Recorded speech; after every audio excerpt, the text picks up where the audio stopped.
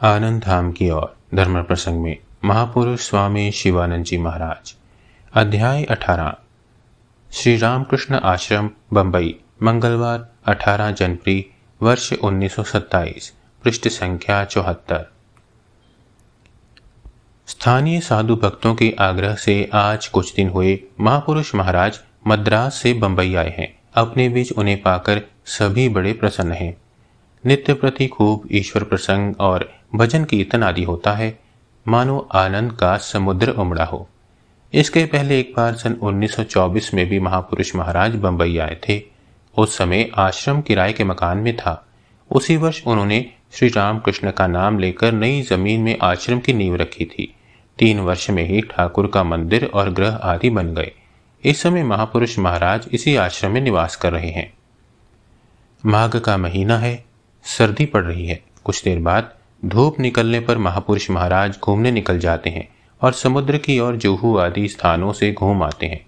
किसी दिन समुद्र के किनारे मछुओं द्वारा प्रतिष्ठित शिव मंदिर का भी दर्शन करने चले जाते हैं।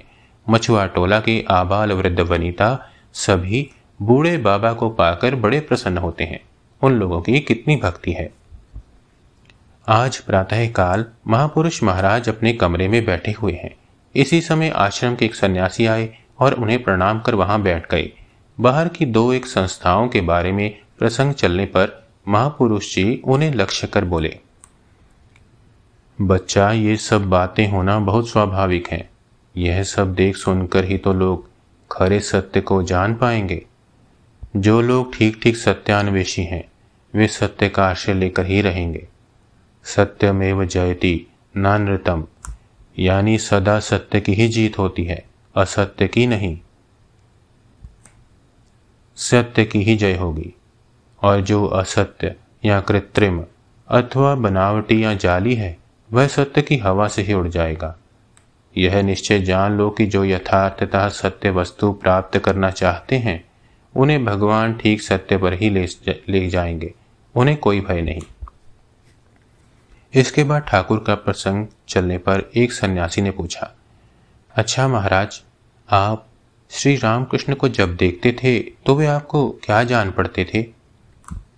महापुरुष महाराज, हम लोग जब उनके पास जाते थे तब वे अवतार हैं या नहीं, यह सब विचार ही कभी मन में नहीं उठता था। अथवा वे समग्र जगत में ऐसा कोई अलौकिक कार्य कर जाएंगे, यह कभी मन में नहीं उठा। उस समय भला यह कौन जानता था कि 3.5 हाथ के मनुष्य को लेकर सारी दुनिया में इतनी धूमधाम मच जाएगी। वे हम लोगों से स्नेह करते थे और उस स्नेह के आकर्षण से ही हम लोग उनके पास जाते थे। ठाकुर के स्नेह की बात भला कैसे कहूँ। वह एक अनिर्वचनीय स्नेह था। बचपन में तो केवल माँ बाप के वात्सल्य प्रेम को ही जाना था, और उससे बढ़कर भी कोई स्नेह हो सकता है, यह धारणा तक न थी। किंतु ठाकुर के पास आकर जब उनका स्नेह मिला तो माँ बाप का स्नेह अत्यंत तुच्छ और अकिंचन जान पड़ा।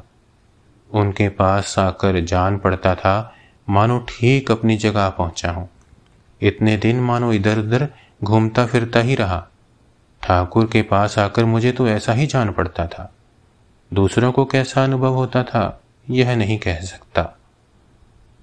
ओम श्री राम कृष्णार्पणमस्तु।